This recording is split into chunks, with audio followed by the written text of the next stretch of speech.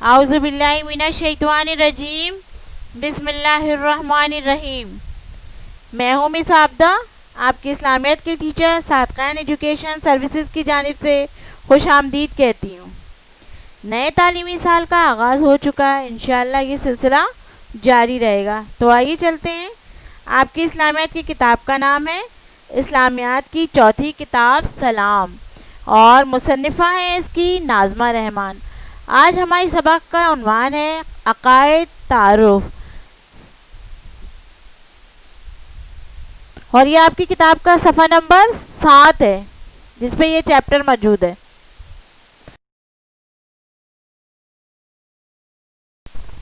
آج اس سبق میں ہم مندرجہ ذیل نکات پڑھیں گے۔ عقائد کا مفہوم، تعارف کا مفہوم، اسلام کے بنیادی عقائد مندرجہ ذیل ہیں۔ اللہ کی وحدانیت پر ایمان، فرشتوں پر ایمان، 4 مشہور فرشتوں کے نام اور ان کے کام بھی بتائے جائیں گے۔ اللہ کی کتابوں پر ایمان، انبیاء پر ایمان، قیامت پر ایمان، تقدیر پر ایمان، مرنے کے بعد دوبارہ زندہ کیے جانے پر ایمان۔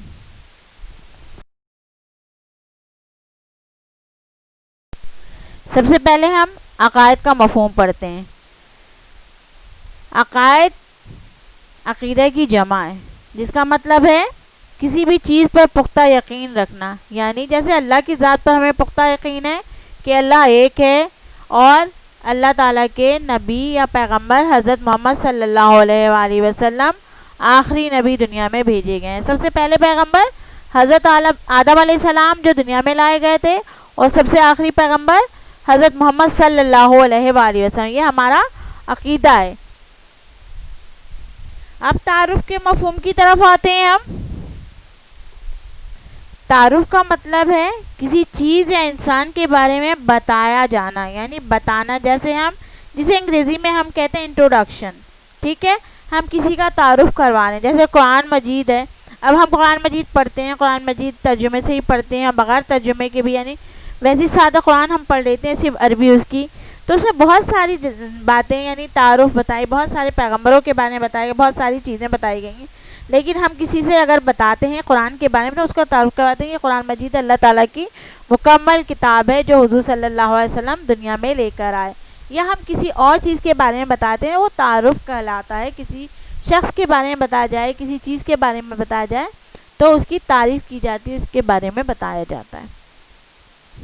اسلام کے بنیادی عقائد میں سے پہلا عقیدہ یہ ہے اللہ کی وحدانیت پر ایمان۔ پہلا کلمہ اسلام کا بنیادی عقیدہ ہے، اللہ کی وحدانیت پر سب کا پختہ ایمان ہے ہمارا، اور حضرت محمد صلی اللہ علیہ وآلہ وسلم اللہ کے رسول ہیں۔ الحمدللہ ہم مسلمان ہیں۔ پہلا کلمہ اسلام کا بنیادی عقیدہ ہے جسے ہم پڑھ کر اقرار کرتے ہیں کہ ہم مسلمان ہیں اور اللہ کے سوا کوئی عبادت کے لائق نہیں۔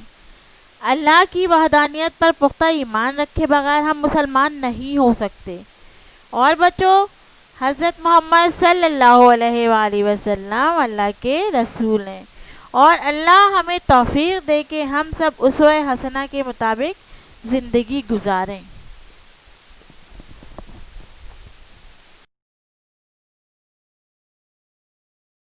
فرشتوں پر ایمان، نمبر 2 ہے فرشتوں پر ایمان۔ تو بچوں، آپ سب جانتے ہیں کہ فرشتے اللہ تعالیٰ کی نورانی مخلوق ہیں۔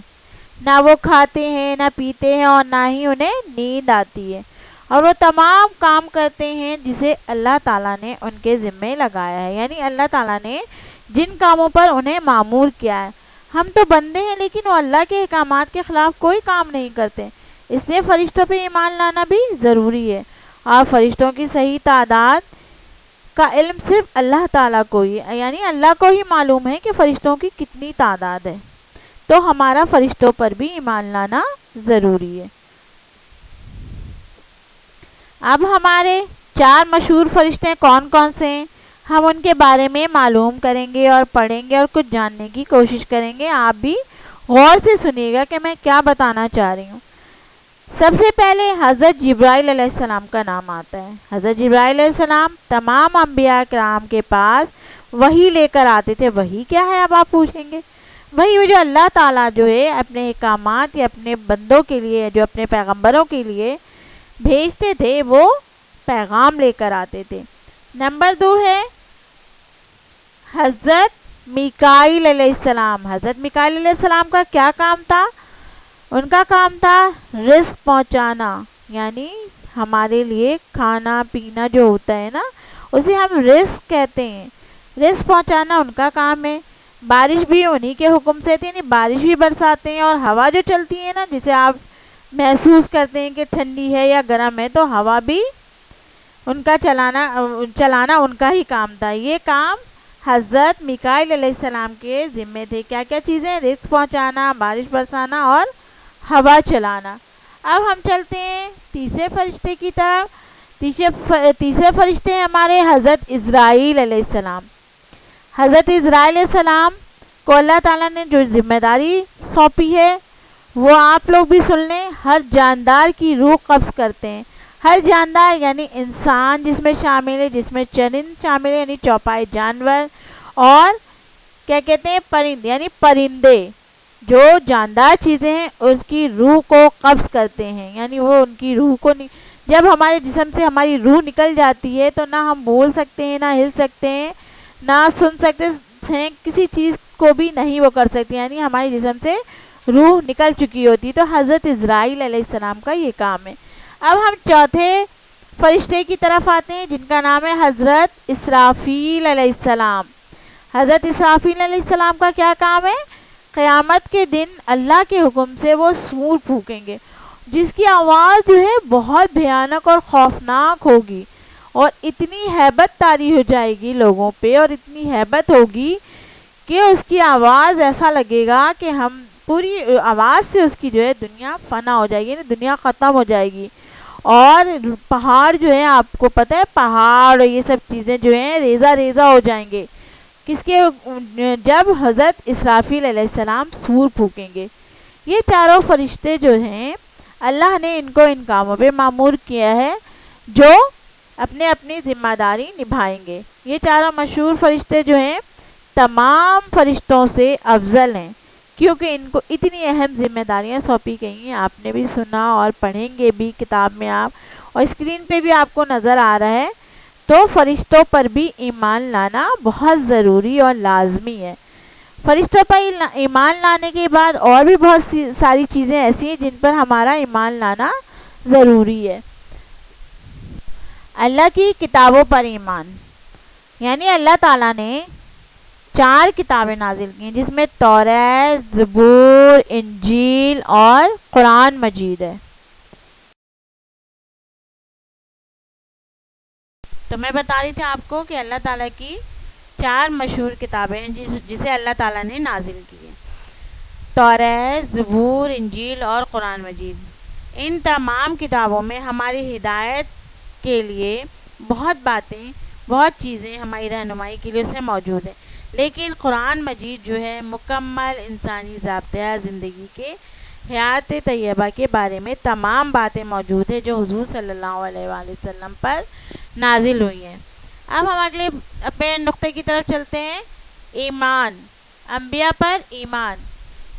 انبیاء پر ایمان ہماری رہنمائی کے لیے اپنے انبیاء حضرت آدم علیہ السلام سے لے کر آخری نبی حضرت محمد صلی اللہ علیہ وآلہ وسلم کو اللہ تعالیٰ نے دنیا میں بھیجا۔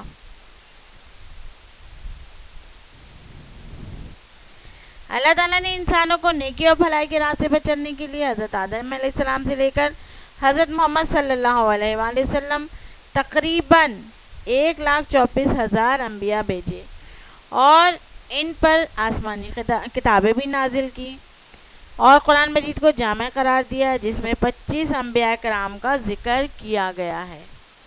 اب آتے ہیں ہم اپنے اگلے نقطے کی طرف، قیامت پر ایمان۔ پتہ ہے بچوں قیامت کیا ہے؟ قیامت کب آئے گی؟ قیامت کا دن جو ہے وہ مقرر ہے، لیکن یہ تو ہم میں سے کسی کو بھی نہیں معلوم کہ یہ دن کب آئے گا۔ اس کا علم صرف اللہ تعالیٰ کو ہی ہے، اور یہ تمام باتیں اللہ تعالیٰ ہی جانتا ہے۔ یہ تمام زمین اور آسمان سب جو ہیں ختم ہو جائیں گی، یعنی فنا ہو جائیں گی جب قیامت آئے گی۔ ان کا نام و نشان تک نہیں رہے گا۔ قرآن کی بہت ساری صورتوں میں بھی اس کا ذکر ہے۔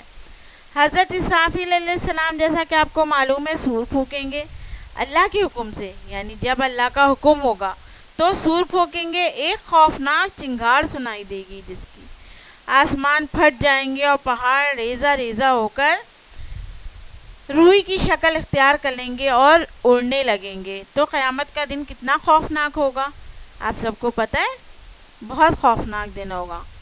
اب آتے ہیں تقدیر پر ایمان، یعنی ہماری تقدیر کیا ہے جسے ہم قسمت کہتے ہیں، ٹھیک ہے، تقدیر اسے کہتے ہیں۔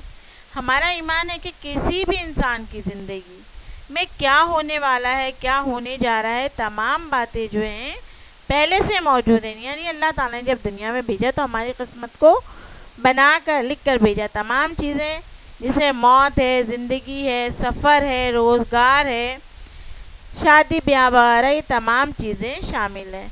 ہر چیز تقدیر میں لکھی ہوئی ہے، ہم اس کے خلاف نہیں جا سکتے۔ اب آگے چلتے ہیں ہم ہمارا مرنے کے بعد دوبارہ زندہ کیے جانے پر ایمان، یہ ہمارا آخری پوائنٹ ہے، آخری نقطہ ہے۔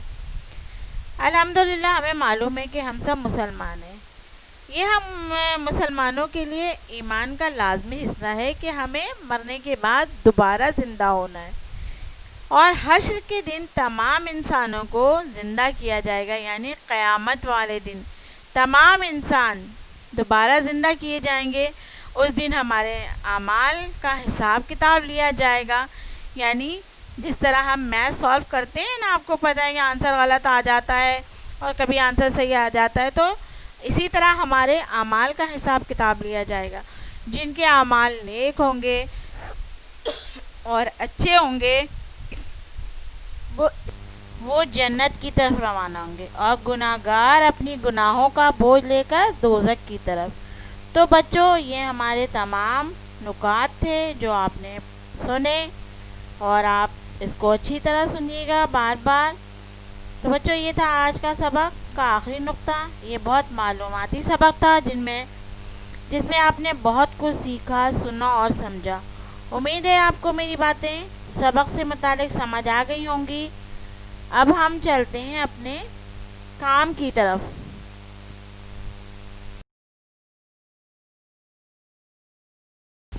اب میں آپ کو یہ بتانا چاہوں گی کہ آپ کی اسلامیات کی ایک کاپی ہوگی جسے ہم سیدھے ہاتھ کی طرف سے شروع کریں گے۔ سب سے پہلے صفحے پر آپ میقات اول لکھیں گے۔ سب سے پہلے صفحے پہ کیا لکھیں گے؟ میقات اول۔ اس کے بعد آپ دوسرے صفحے پہ آ جائیے، ٹائٹل پیج بنائیں گے جو آپ کے سبق کا نام ہے، ٹھیک ہے، اور تیسرے پیج پہ ہم سوال و جواب اور کاپی کا دوسرا کام کریں گے۔ تو آئیے چلتے ہیں اب ہم سوال و جواب کی طرف۔ سوال نمبر 1 ہے آپ کا، اسلام کی بنیاد کس چیز پر ہے؟ اسلام کی بنیاد کس چیز پر ہے؟ اس کا جواب ہے اسلام کی بنیاد ایمان پر ہے۔ جس شخص کا ایمان جتنا مضبوط ہوگا اتنا ہی اسلام کی تعلیمات اور اصولوں پر چلنا آسان ہوگا۔ آپ کو اسکرین پر نظر آ رہا ہوگا سوال بھی اور جواب بھی۔ اب دوسرے سوال کی طرف چلتے ہیں۔ ایمان کا مطلب کیا ہے؟ ایمان کا مطلب کیا ہے؟ جواب ہے ایمان کا مطلب ہے یقین اور بھروسہ۔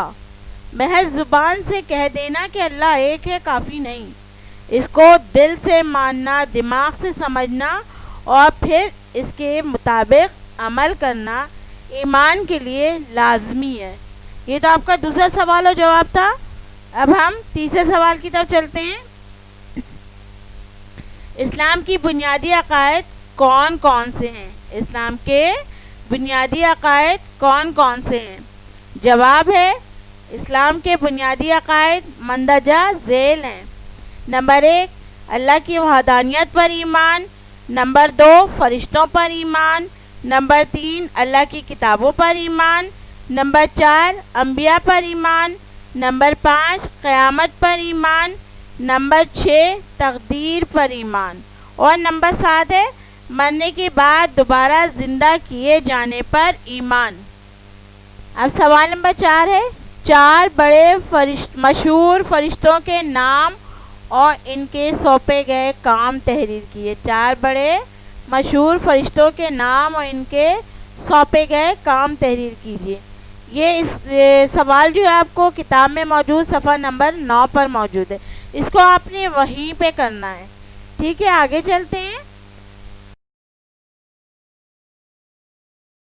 سوال نمبر 5 ہے آپ کا, درج ذیل جملوں کو درست حصوں سے ملائیے. یہ کام بھی آپ کا کتاب میں موجود یعنی صفحہ نمبر 10 پر موجود ہے. اس کو آپ کو کتاب میں ہی کرنا ہے. اب آپ کو اسکرین پر فلو چارٹ نظر آ رہا ہوگا. عقائد پر ایمان کے بارے میں فلو چارٹ مکمل کیجیے. یہ بھی آپ کے صفحہ نمبر 10 پر موجود ہے, لیکن یہ کام آپ کو کاپی میں بھی کرنا ہے, بک میں بھی کرنا ہے اور کاپی میں بھی کرنا ہے. آپ کی آسانی کے لیے اسے حل کر کے آپ کی اسکرین پر دے دیا گیا ہے. اسی طرح آپ کتاب میں بھی کریں گے اور اسی طرح فلو چارٹ بنائیں گے. ایک الگ صفحے پہ اوپر ہیڈنگ ڈالیں گے عقائد پر ایمان کے بارے میں فلو چارٹ. پھر یہ آپ اس کو اسی طرح ڈرا کر کے لکھیں گے اور بنائیں گے. سمجھ آ گئی میری بات؟ اب ہم چلتے ہیں, خالی جگہ پر کیجیے.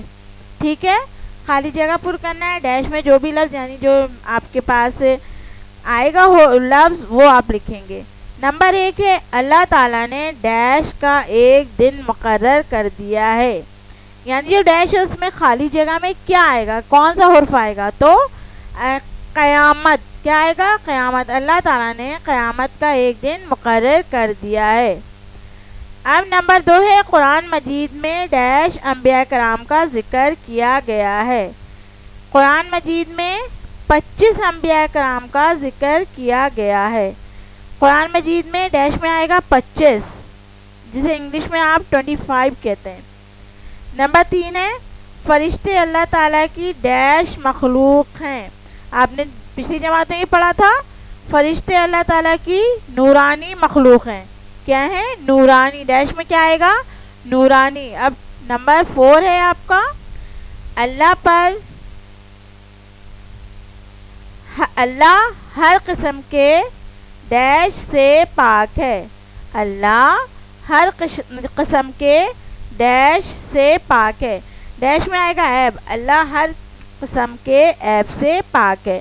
یہ آپ کا کاپی اور بک کا کام مکمل ہوا. اب اجازت دیجیے گا, اگلی کلاس میں ملاقات ہوگی. اللہ حافظ, اپنا خیال رکھیے گا.